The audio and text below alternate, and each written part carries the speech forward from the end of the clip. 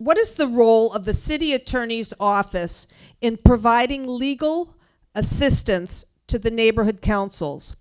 The West Side Neighborhood Council asked for information about a development in their area, and the city attorney's office answered that because the project was in litigation, no information or assistance could be given because the city attorney represented the city.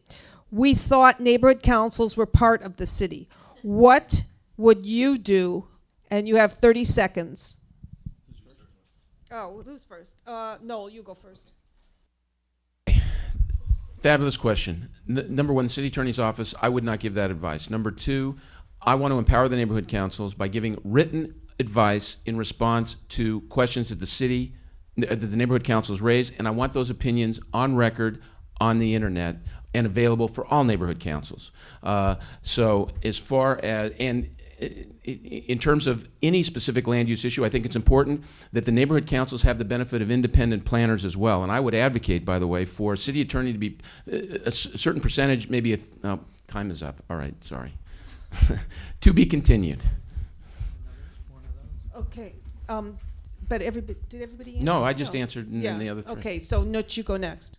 Okay, there are some issues that are presented that are kind of complicated, and I don't want to get into privileges as not. There are state bar ethical issues, and last thing I want to do is have the city attorney of Los Angeles dishonored by being censured by the state bar.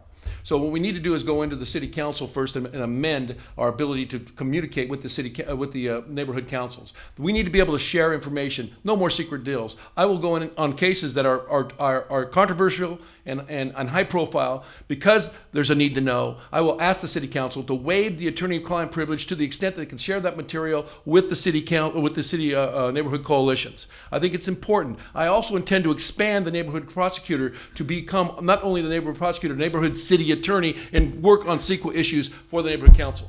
Okay, thank you. David.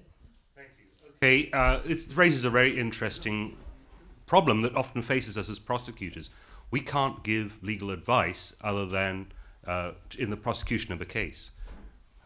The defense bar often has the same problem too. When they have two clients, okay, or two parties, and there's possible adverse interest there. So what did they do? What did the public defender's office do? They instituted the alternate public defender's office.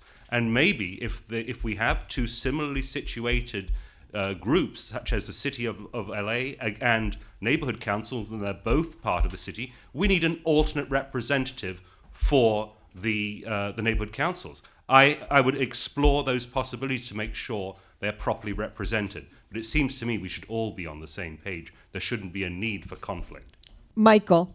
Well, I think that it's essential for us as citizens, in order to be able to get the most out of the effort, resources, time and energy, not to mention money that we put into the neighborhood councils, that it's essential to give those neighborhood councils as many tools as possible to be able to help them understand what they can do to improve their communities.